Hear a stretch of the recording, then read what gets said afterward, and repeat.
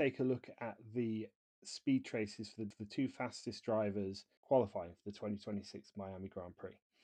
We're going to start by looking at the 2025 speed traces, though. So I've pulled out Verstappen and Norris, who are the fastest two drivers on that occasion, and we can see their relative speeds against each other over the course of the lap. Verstappen may be a little bit faster here and here particularly, and we can see the speeds as they exit the corner, starting low, going reasonably consistently high, maybe a little bit of uplift from the DRS here and possibly here, but then reaching Vmax just before they hit the corner, braking, slowing down, and repeating throughout the lap. Compare that now to the 2026 and see quite a significant difference in the way that the two vehicles are achieving their maximum lap time. So here we can see the Vmax, the highest velocity, is achieved much earlier in the straight here compared to here in 2025, and you can see the influence of the super clipping in this regime here particularly.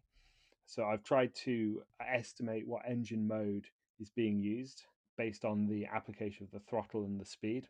If the car is decelerating but the throttle is 100%, we can assume that it's super clipping. We see for Antonelli at least significant super clipping events here and here, which are evident in the speed trace a little bit after the first corner as well. But what's really, really noticeable is a difference in peak speed of Antonelli compared to Verstappen.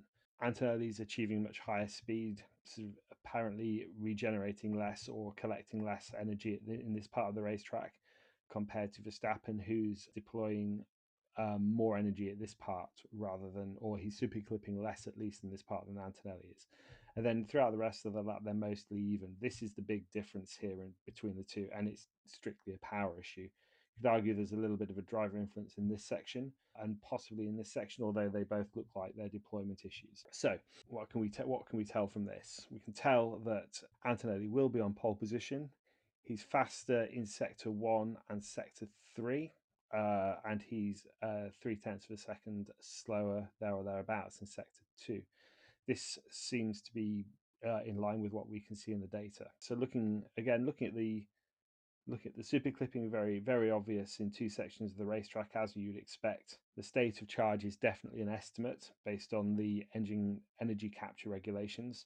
So I wouldn't put too much faith into that or rely too much on that. But the super clipping, yeah, it's obvious from the speed trace. It's obvious from the after the fact analysis that this is what's going on. Hope you all look forward to the race. I hope it's a little bit more interesting than the sprint, and I'll see you in the next video.